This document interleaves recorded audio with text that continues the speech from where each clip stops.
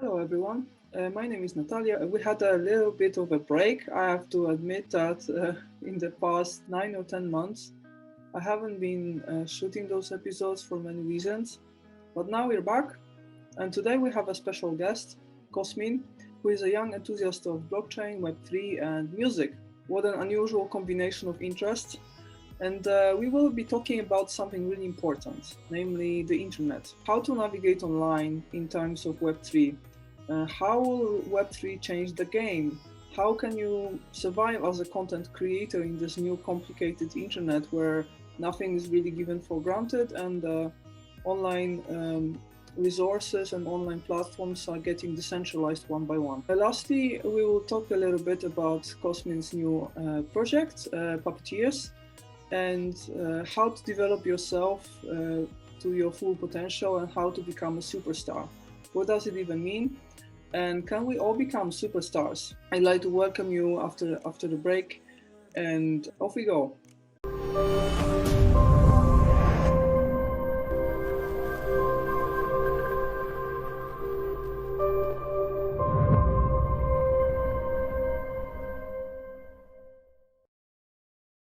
Hello everyone, this is yet another episode of Career Talks, and today we have quite unusual guest, Cosmin, who is 21, I believe, right? So Yeah, he's a ambitious young man who is very active in Web3 community around Amsterdam, and we met at one of the meetups in Web3 and blockchain. In a very interesting Web3 community, Web3 Lab Community, that is actually a new initiative based in Amsterdam, but with, I think, worldwide ambitions. So I thank you so much, Cosmin, for joining us today. And first, I'd like to hear your story, because I know that you have kind of a double career already. And it's quite interesting as of 21-year-old to have such a broad scope of interest. So I would like to now give a floor to you so that you can introduce yourself and your story to the audience. yes, thank you for the invitation, first of all. I really appreciate you and everything you're doing career-wise, and I know your story also with academia and all that. So I'm glad to be here. I mean, the audience will probably not hear our conversation from earlier, but you're saying about this difference, this gap of age, between attendees here. And I've actually read a tweet a couple of days ago from a big influencer in Web3 saying that it's crazy how much teen talent there is in Web3. Going on Twitter bios and seeing kids really like 18, 19 years old posting threads about matters in this space and explaining stuff and just sharing value for free. So I'm glad to be part of that category and to be one of them, because I think it's much needed. When it comes to me and my interests, in one sentence, I would describe myself at the intersection of creative industries and Web3/digital, mainly because Web3, I know it's here to stay, and I know it's a revolution coming, but who knows? Web4 might be coming at some point, Web5, so it's good to become digital. Yeah, my focus is mainly on the music industry. Although there's so much value in any industry that's called a creative in this space that I just can't help myself but learn about learn as much as I can about all of them. I've got my own project coming up in August called Puppeteers, and what we're trying to do is to decentralize influence by creating a virtual artist controlled by a DAO, by a community of people. So imagine the first time having that David Guetta do whatever the audience wants and express the identities of all people in a community, influencing culture directly. I'm part of the core team at Web Lab, the community you're talking about with worldwide ambitions, but still, I don't want to talk about global. We're trying to keep things local and show everyone that we need this. We need this connection. We need to see each other face to face. I'm a member of Water and Music, the most prominent DAO in music and innovation. So that's a bit about, a description of mine. And since you wanted to know a bit about my story, in a sense, what happened to me is that when I was 18 years old, I left my home country to get educated. I didn't know what I wanted to do. I chose something that, I don't know, seemed nice, I guess. I realized in the meantime or I started discovering myself in the meantime. So that was kind of bad spot to make such a big decision at 18 years old. One thing led to another. I started investing, discovered crypto, and then something clicked, and this is where I am now, combining creativity with digital. Yeah, that's actually quite a common story, that people come to crypto for the money and stay because of the technology. Yeah, In the values, yeah. yeah, Yeah, I agree. Yeah.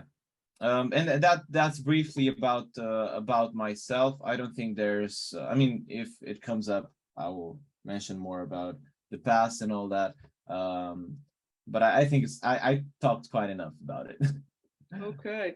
Actually, if I can make a digression, I myself, actually, I live under one roof with Generation Z. Young people today, they float towards two different directions. It's either they become really like technology and innovation driven and into financial freedom and all kind of this cluster of concepts around it.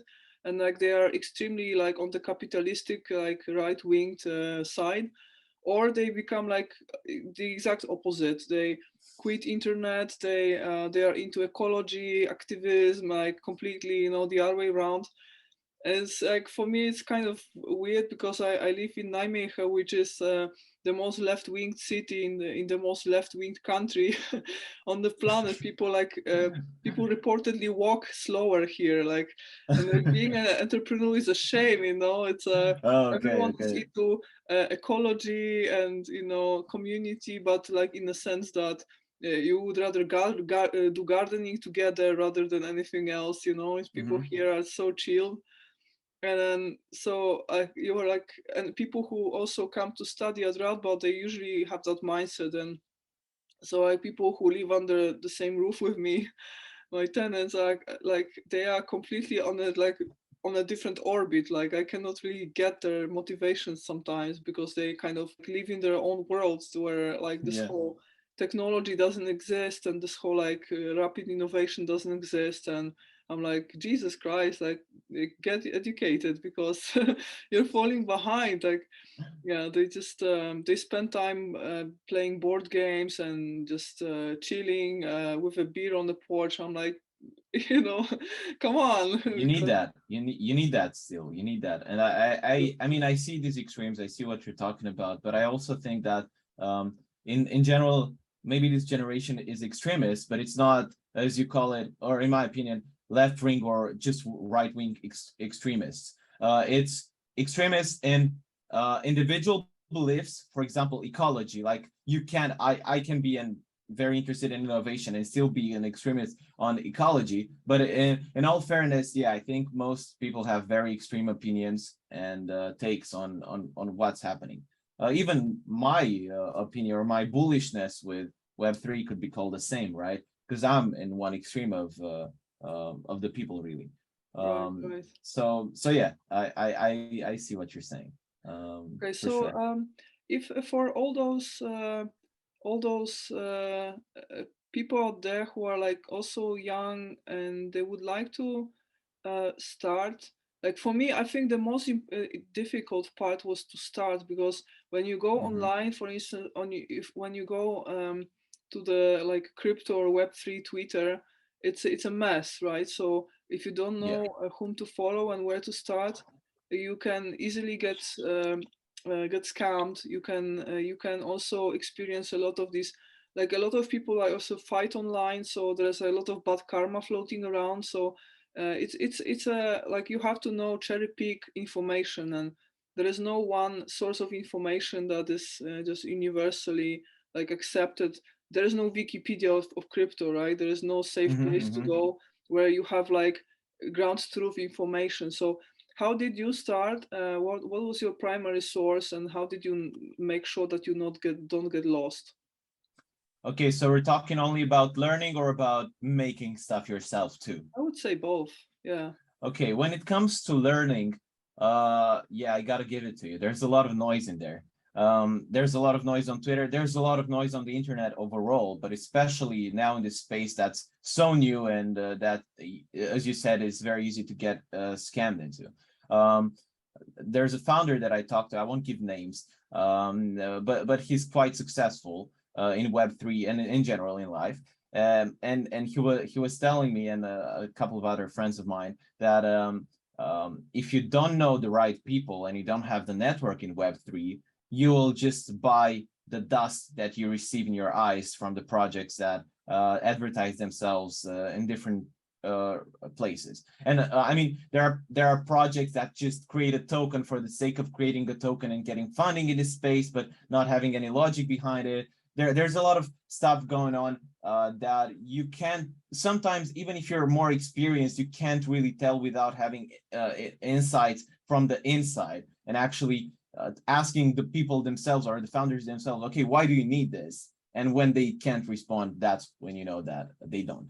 But in terms of learning, I mean, you need to read as much as possible because I wouldn't now maybe I would have some sources that I like a lot, which is, for example, a newsletter from Bankless. It's golden in terms of crypto and anything that's going on. It's the best in my opinion, the best that I've had. But in general, if you want to start without paying subscriptions and without paying for information, the best place to start is Google and YouTube, not Twitter. And that's where you actually go and start reading articles and comparing information and seeing, making in your own making your own mind on what's true and what's not really that true, but they're trying to sell me stuff, right? And then you join on Twitter, you start finding influencers, you start even interacting with them, writing some pieces of content and you find useful and tagging them. This is what happened to me, and now I have 360 followers on Twitter, and amongst them there's Brock, maybe the biggest Web3 music artist there is. There's Jimmy.eth with over 150,000 followers. There's Zeneca, and I mean, for all crypto, non-crypto people who don't know who Zeneca is, he's basically the god of NFTs.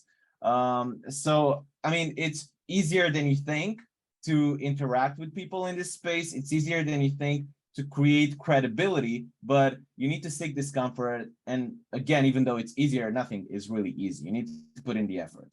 When it comes to creating something, I think you need to just understand that you will never be ready. So it's just about doing it. Whenever you feel like, okay, I'm not gonna be ashamed for doing this, really, because you can't just go and make fun of yourself online. Or in my book.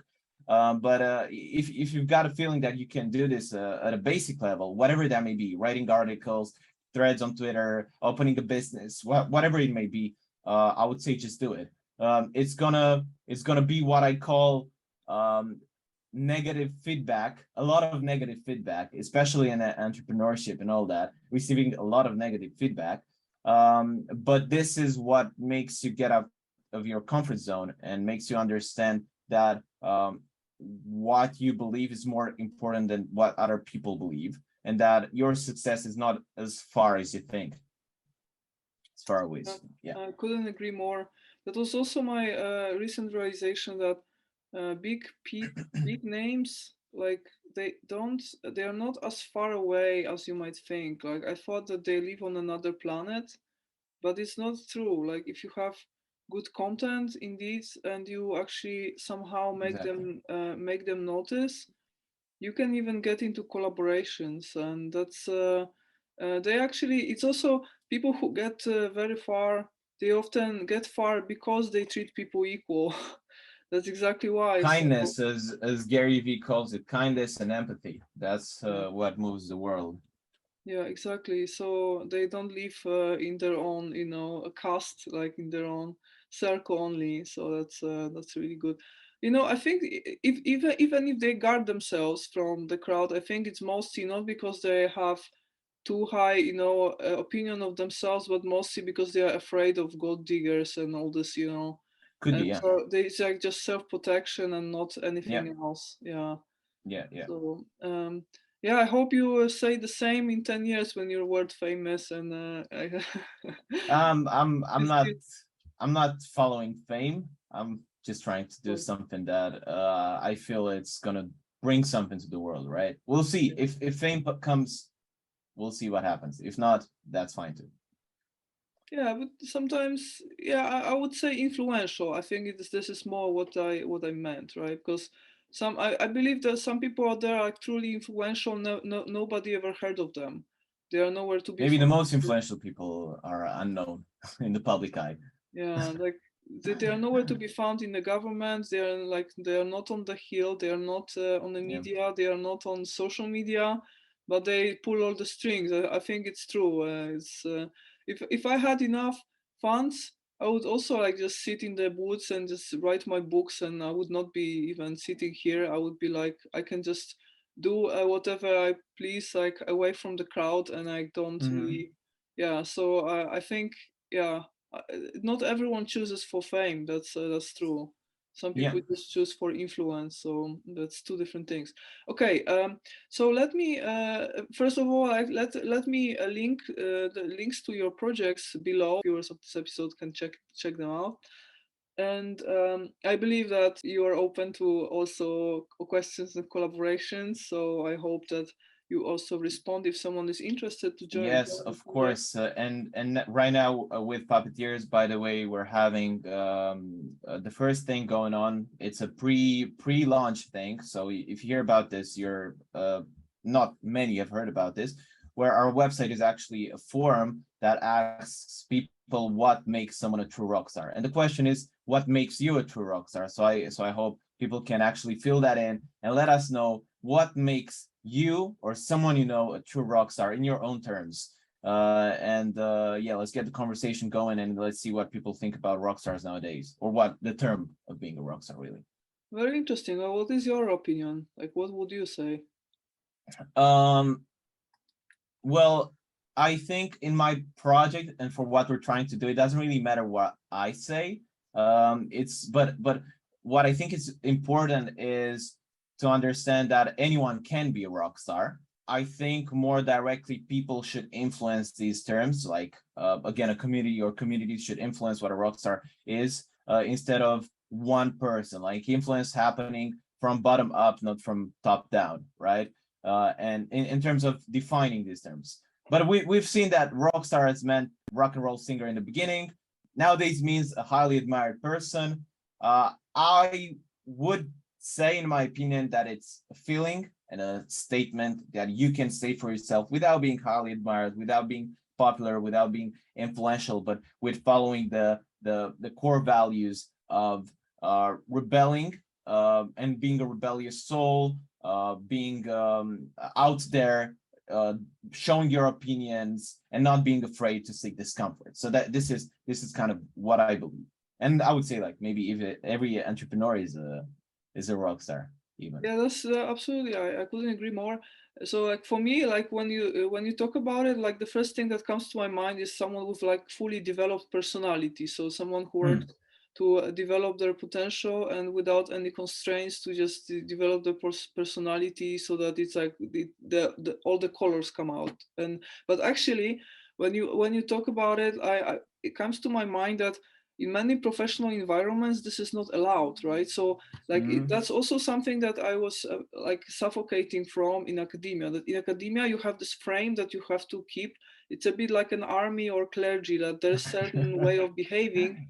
Like you for Yeah. instance, you're not allowed, like it's not seen as positive traits to joke around and to just show Hmm. your personality when you give a public presentation or when you structure an article. Maybe occasionally you might throw a joke, but it has to be very mild, and you have to know, like you have to be careful with words. And if you just like to be seen as professional, you have to tame your personality. And since you work 12 to 16 hours a day sometimes in academia, then just imagine how it limits you in the long term, right? And then when I came out of academia, that was the first time I felt like, okay, now I'm actually welcome to be who I am, and like welcome to just comment on in any way like I please, and Mhm. I can just become like start developing my personality for real. And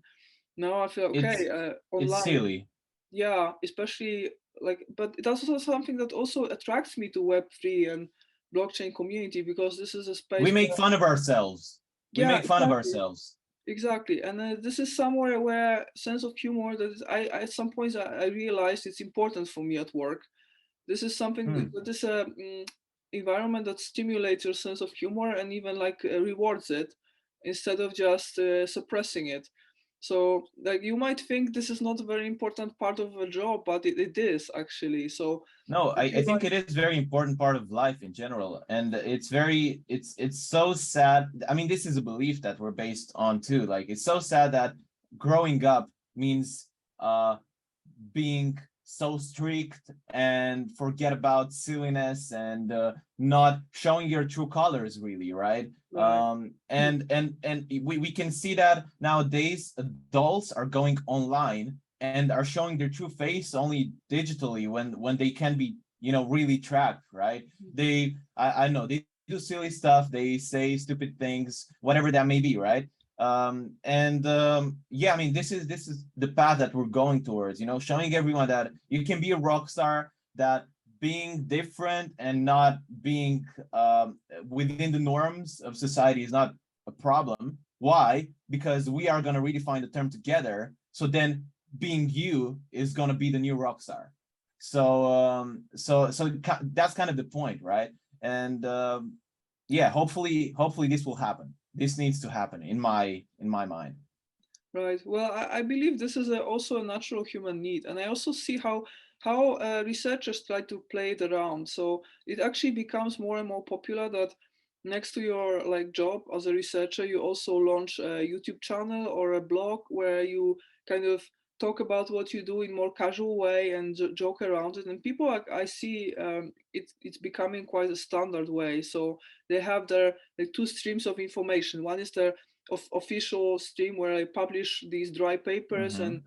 they give these dry presentations at conferences. But after working hours, they just open their laptop and just let it be. Just talk whatever they like. And just talk about the research like with a wink and just joke around it. And that's a way of like try to like decompress and let it go. And well, it's hard to solve this problem also because there are certain areas of like public life that where you have to keep a form of a code, right? Just imagine if the army starts chit chatting and joking and they don't have any official like way of like talking to each other. They just like, yo bro, and just talk whatever like they Yeah, want I in agree. the battlefield. It's not gonna happen. So there are certain like areas of like so in the society where you have to keep some way of like communicating in a form of a code that I is agree. Yeah, formal. I agree with that, and obviously it would be chaos if the army would not have a proper code. But the problem is that I think we can see people even outside of their job, physically, that they're behaving kind of similar because it might affect their job persona, right? Or their academia or their army persona, right? Which shouldn't be true, right? You can be professional in your work or professional in your working hours and follow the code, but then you can be yourself too, right? That's your time to be yourself. And yeah, again, you shouldn't just have one choice to go online and do that. Uh, but again, it's more about, I think it's more about in people's minds how people perceive them, right? So it's like I can't do that because I'm perceived as an I know professional, as a military person with high status, so I can't do that. It shouldn't go down this rabbit hole, I think. Yeah. um Well, it's a complicated subject, I think, and Yeah. I think some people actually go around also this issue by developing two professions, one next to another. That like there are Hmm. these multi-potentiates, and you can be, let's say, office worker in daily life and a comedian after working hours, and just deploy your personality there. Yeah. And so Yeah. that's also a possibility. But anyways, I'd like to now ask you a little bit about some very interesting game that we played a few weeks ago at Web3 Hmm. co-working day. I'm not entirely sure if the game has a name, but it was very interesting way of stimulating conversation. And so could you explain to the viewers like how it works and what the game is, and how they could Hmm. play it with friends to actually develop an interesting conversation on some subject? Ontology of Value, we help professionals with developing their potential, building value, and navigating towards their dream careers. We offer intensive career orientation courses combining self-discovery with practical information about the job market. We also work on our own educational materials such as books and self-navigation manuals. Our new tool, the Ontology of Value test, will help you discover what your natural way of creating value in the job market is and which working environment fits you best. If you'd like to stay in touch with us and receive monthly updates, please subscribe to the newsletter. Yeah, for sure. You can work in any type of conversation. Well, we call it decentralized conversation because there's not one speaker, but everyone gets to speak, gets the chance to share their opinions and views. And what happens is there's no negative reinforcement, there's only positive reinforcement, and we're using hand gestures to confirm our actual thoughts about what the person is saying. So what's happening is, let's say I know a subject, we're talking about music and Web3, right? And I know everyone's sharing their thoughts if music should all music should become NFTs, right? Let's say that. And then one person is sharing their view, and we have these hand signs. This one means that you agree with what that person is saying. This one means that you like the vibes of the conversation overall. This one means that you want to comment to what that person was saying. This one means that you want to add to the same topic. And this one means that you want to change the topic. And what happens is that everyone gets to share their thoughts in a logical manner, because the ones who want to comment, we're going to be before the ones who want to add something to the topic or the ones who want to change the topic. So it makes everyone actually not forget their thoughts. The conversation gets a logical flow that usually doesn't happen, right, in day-to-day conversations. And you don't end up forgetting what you have to say. You don't end up not giving your opinion on a subject and moving on to another one. And ultimately, you feel and you are listened, and you also get the chance to speak, not just one speaker. And I think this is so powerful because it incentivizes everyone to also listen and speak, instead of having a speaker or one person or a couple of people who speak and then everyone else listens, right?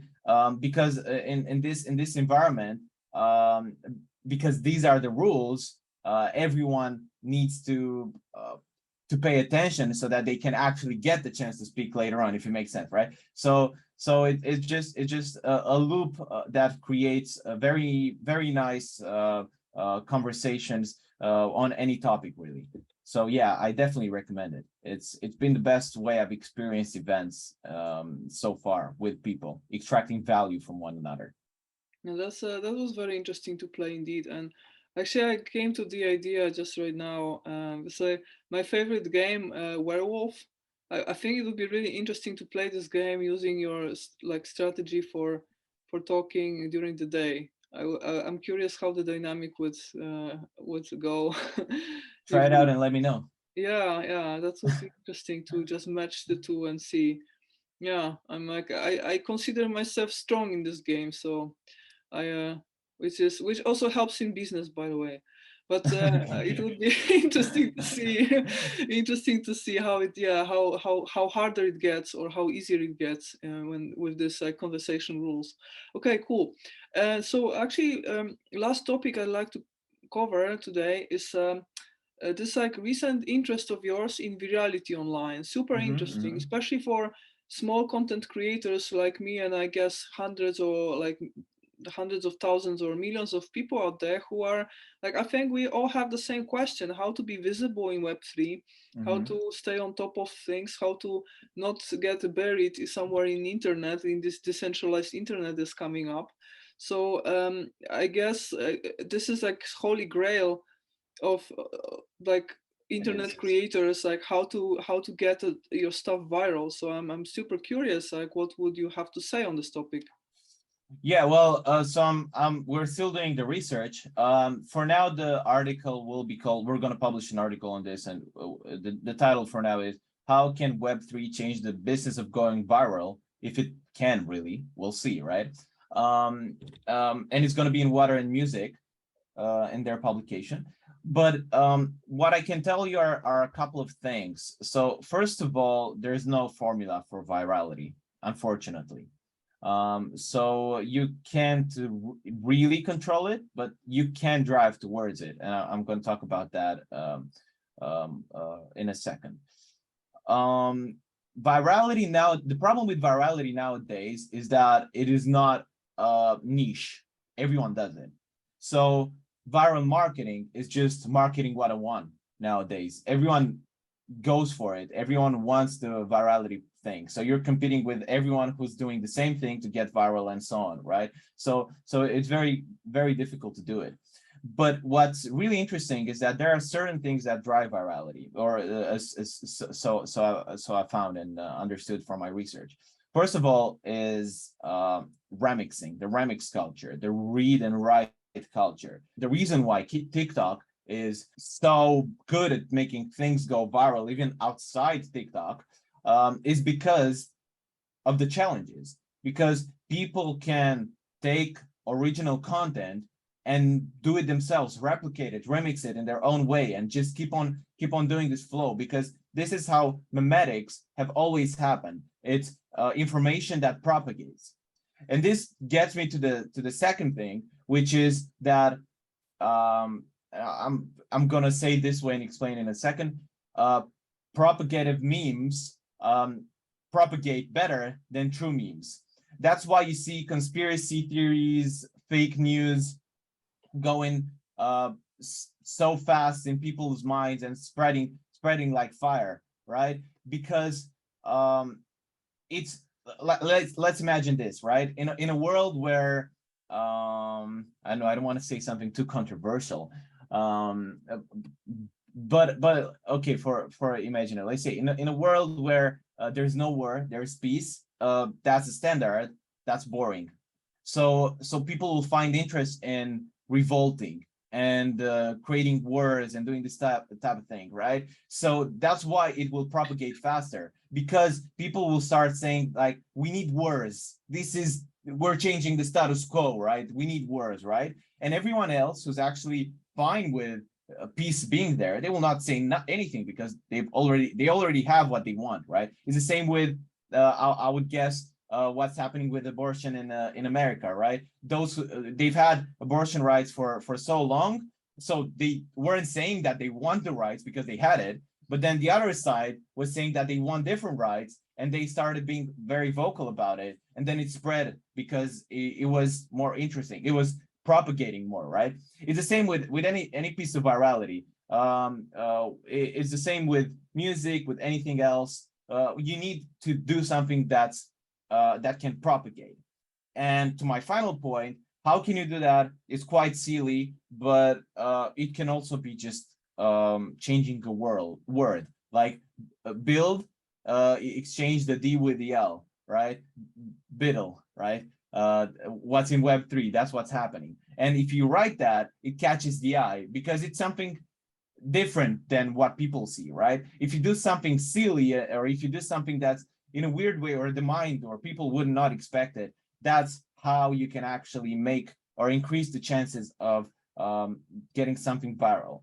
And so far, although not a conclusion, and this has been very interesting to me because I was believing quite the opposite, is that the amount of content that he put out doesn't really matter. So, or it could, just for the sake of statistics, right? So statistically, if you release an infinite amount of posts, you probably will get viral. Or surely, because it's infinite.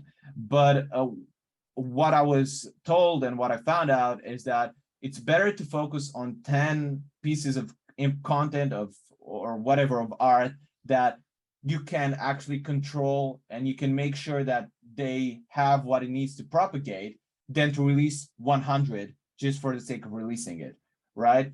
So yeah, this is like a sum up, but I guess most of it you'll find out in the article, and how Web3 can get involved in this. Very interesting what you're saying about virality. I agree that the last bit is quite counterintuitive. I always thought that like creating content is a bit like playing a lottery, and the more lottery tickets you buy, the more chances you have. But I mean, you do, right? I mean, it is statistics, as I was saying. If you keep on doing it, if you have 700 videos on TikTok, it's impossible that you won't get a following, right? You can do that, but maybe it's better to actually focus on on the quality of the content. But again, that's the interesting bit. What does it mean to have qualitative content? And it doesn't mean to have good music, or I mean, so to say good music, because you can't really, it's subjective, right? It doesn't mean to have it good. It can be actually I know, really like sing awful, but just to have like quality is about making it propagate. So that's what's about that's the main point in virality today. So it's not, the quantity can make you become viral at some point, because you will at some point. And then quality doesn't mean that you need to have the best music. It doesn't mean that you need to have the best content. You need to have maybe the weirdest, or the content that can propagate the most, which could be weirdest, controversial, different, in any way, something with a twist, basically. Right. Yeah, with the twist, I fully agree. But actually, I cannot get over the impression that, like watching a lot of YouTube, actually, that some of the content creators who got to this like magic 1 million following, they are not particularly like innovative. They don't really subvert the expectations, because that's, I guess, what you mean with this like wow effect or startle effect. And they're just quite, they're correct, but I always wonder, how did they get there? Maybe it was just indeed like an iron consequence, showing up in the office every day for the last 10 years, and that's how they got there. They because and also I feel that sometimes it's hard to tell what the algorithm really wants, right? And these algorithms change sometimes from day to day, and I myself sometimes don't really understand why some of my posts on LinkedIn, let's say, have like 10 times more impressions than others. And like when I look at them, they seem similar. Like I don't really know what this algorithm is picking up on. So it's really like I absolutely understand what you're saying about optimizing your content for virality, but it's so hard. And I think every platform has their different standards and ways of doing it. And you just don't know, right? You cannot back engineer this algorithm, and the algorithms also change. So which makes it even more harder. Yeah. Yeah, algorithms are a big thing in virality, because supposedly they're actually promoting the most profitable trends, or the ones that can keep you on their platform for as long as possible, right? And in a way, the problem with Web2 platforms and these algorithms is that they can keep you, they keep you in your own bubble, really. And maybe that's one reason why my generation or the generations to come are more extremist, because they're only exposed to their own opinions and their own preferences. Like, let's think about Spotify, right? You go on Spotify, listen to a song, then Spotify only gives you songs that are as similar as possible to that one, so you can keep on listening as much as possible. So unless you go out of your way and you actually explore yourself and you choose to explore new music, it's not going to happen, really, because they're optimizing themselves better and better to just give you the same type of content. The same happens on any platform, be it TikTok or elsewhere. Like on Facebook, you get your news and you only see your right-wing or left-wing news, and that's the only opinion that you're focused on. On TikTok, the only type of entertainment content that you have looked in the beginning affects everything that you see coming next. So I would say this is a real problem. And what Web3 could do and blockchain could do, and all these decentralized apps, and we might see that, is releasing less or niche trends that are not seen on these platforms. It might get that popular or less popular opinions get out there, and they actually have an audience, and they actually make money to some platforms or people, right? So this is one thing that might be interesting in terms of Web3. And then the second thing, going back to remixing and replicating and all that, we're seeing community brands happening in Web3. The biggest NFT project is Bored Ape Yacht Club, and it's a community brand. And the community is actually the one that's driving, or that has driven Bored Ape Yacht Club to this point.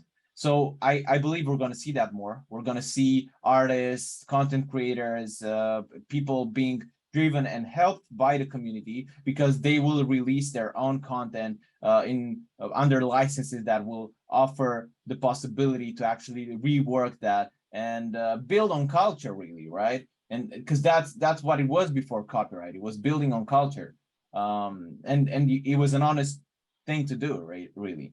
And I think this is what's going to happen.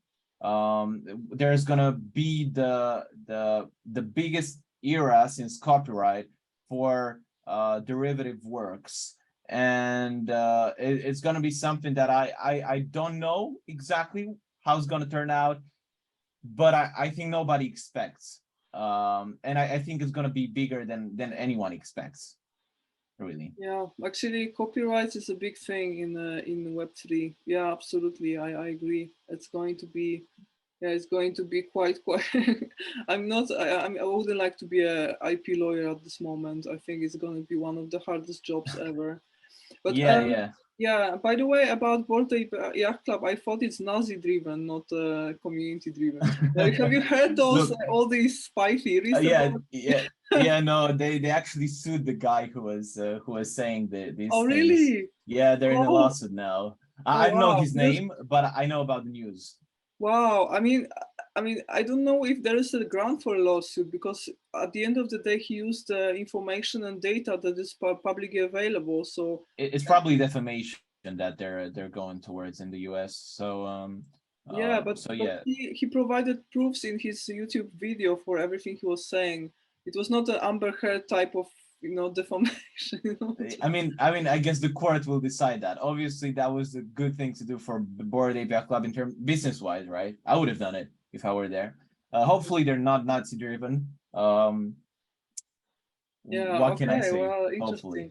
And Uh, actually, by the way, talking about this bias online, I totally agree. And there's also something I always tell people when I coach them and teach them about like how to self-navigate in the job market. I always tell them, use VPN, use incognito mode, use just another browser, clear your cookies, clear your cache, and see how internet looks when you're not there. Just objective mm, version when no one knows cool. who you are, when the Google cannot feed you or whatever they feel sells best for you. Just look at like the objective from the objective side, and they are often shocked with what they see. It's a completely different view of reality than what they believe. So I agree. This is very like dangerous because it polarizes opinions so much. Yeah. Yeah. Okay.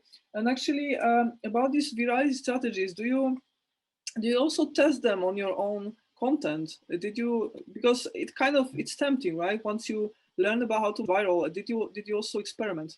You don't learn how to viral, in my opinion. Not yet, not ever really, because again, there's no formula. I mean, experimenting, it's not experimenting a specific thing, right? Even putting it at the bad time on Twitter or on Instagram can affect, like the algorithm can affect you so much that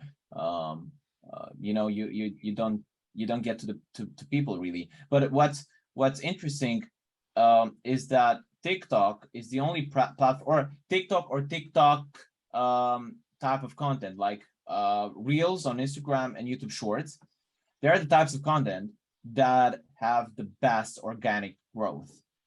And although I don't have official info on this, I think it's the same way it was when Instagram, for example, released, because I remember that time. It's about testing.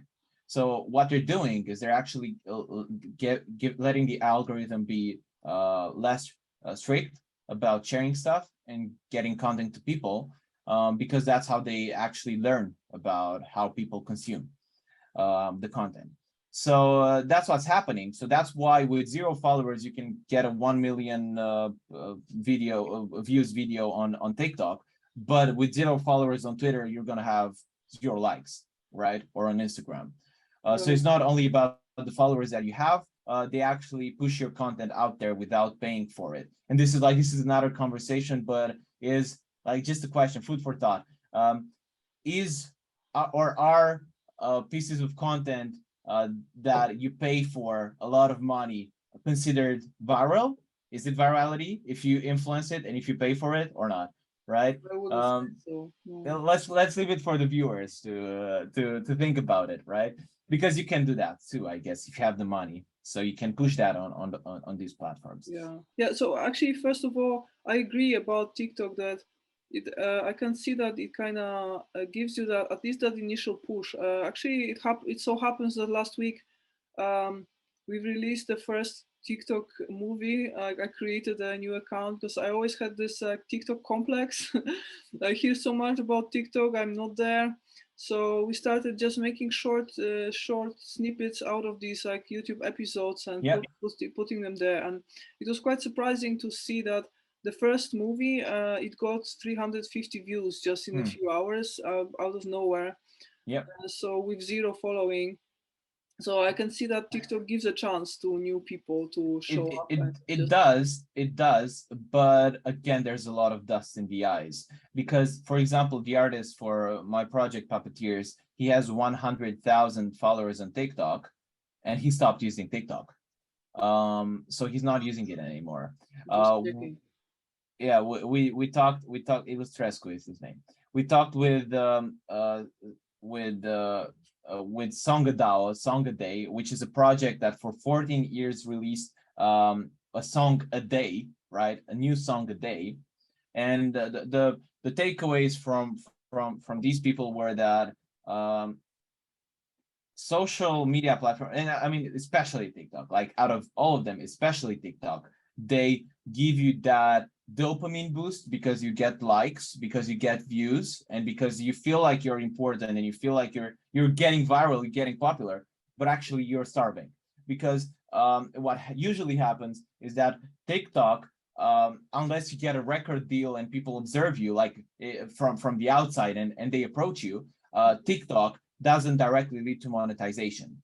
So what they did at Song a Day, at Songadao, they made sure that every piece of content had, like every TikTok, had a link in the description from the get-go, just in case it becomes viral, just in case, right? Because that one post might be the one that blows up. And if you post another one saying, okay, here is where you can buy my thing, my NFT, my whatever, then it doesn't make any sense anymore. It's too late. And people will not go as far as even accessing your account and looking in your bio, because they have all the clicks there. It's one like, one follow, that's it. And it's the most superficial type of interaction there ever was online, really. And that's why it's so heavily consumed. And that's why people can't get their eyes off the screen and they're on TikTok all day, right? So I would say for all content creators of any type, the biggest danger is to actually fall in this trap of dopamine reactions on social media, and especially on TikTok, where you feel like, yeah, I'm becoming popular, so this is going to lead to something, but you don't really think about monetizing it. So all the time, have in mind, first thing, how to monetize the stuff, because likes don't really pay the bills. And I would also say that one thing I regret in my company development is that I didn't take care of a mailing list early enough. So collect email addresses as well, because every single platform, every single social media is somebody else's ground. They can cancel you any moment, and only the audience that you are allowed to connect directly is your real audience. So now I'm really like doubling down my efforts on how to collect as many email addresses as possible via freebie content, via like some incentives to subscribe to the newsletter, and that's how I feel safe about my audience, and not by collecting follows on social media. And also, one thing I just wanted to touch the topic, that like trends change. Like I feel that the young generation, that they don't want to use LinkedIn or Facebook, because these are the media for the dinos, right? For the parents, and they deliberately will go to Instagram and TikTok, not because they are different, but because they offer something extra, but because they are not their parents' tools, right? So that's and I feel that like sooner or later every social media is doomed to fail, for that exact reason, that people always want something new. They always want to say no to whatever their parents chose, and sooner or later there will be other leading media. And I sometimes feel like investing into your following on social media is like, it's just a losing game all the time, because sooner or later this medium will just get out of use. And for me personally, I can share that I was thinking a lot about it, how to come about this problem. And my personal approach is that, like, I chose to just focus on what I'm good at, and I feel that my writing skills are my strongest skills. So just create good content, like write a good blog. I have two blogs. One of them is my company blog, one of them is my personal journey on my personal blog. And I write books, and make sure that I concentrate on this content, and I connect with people who are really influential, and try to get them interested in my content, so that they know, okay, she can write.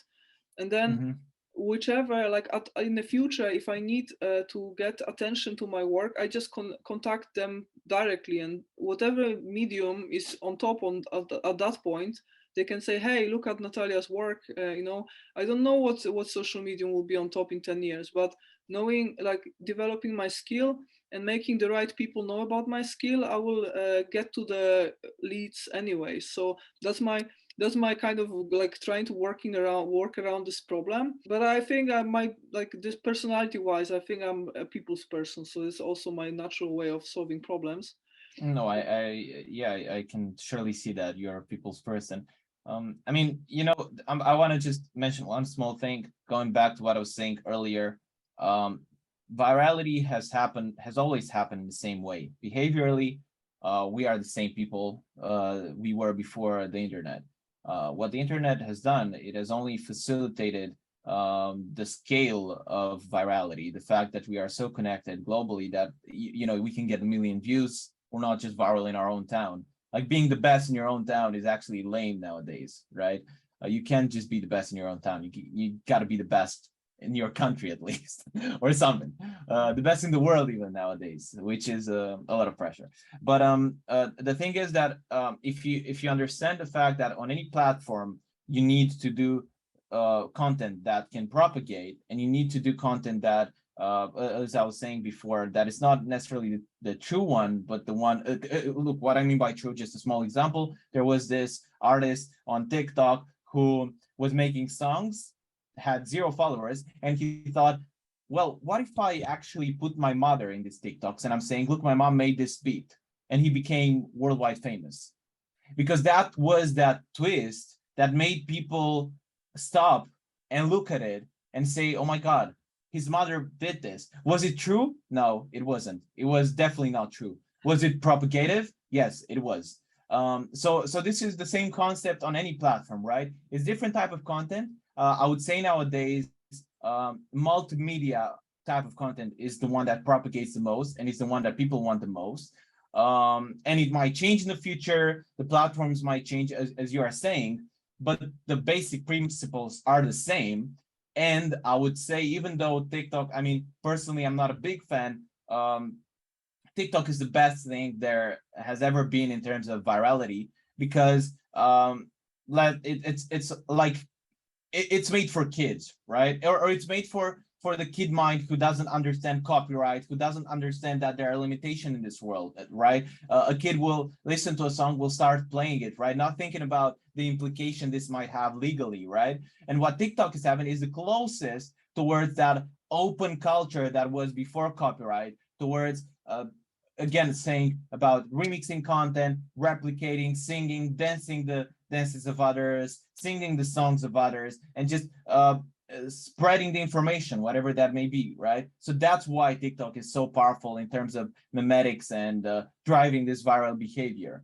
So yeah, I just wanted to put that out there because it's actually I think there's one more factor. So I was talking to friends of mine about TikTok, and people who are like extremely on the like high education side, like really good jobs. So two friends of mine, both of them hired in Google. They really like, they're like the serious people kind of, and but they spend a lot of time on TikTok, and I was actually curious why this is so.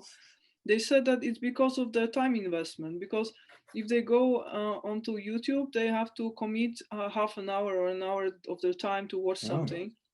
But if they only have a snippet of 60 seconds, it's like they can risk 60 seconds. They value their time more than anything, but 60 seconds is not a big commitment. So they actually choose for this like short messages and to the point messages, because then they feel like, okay, this is something I can risk, and I can do it a quarter a day.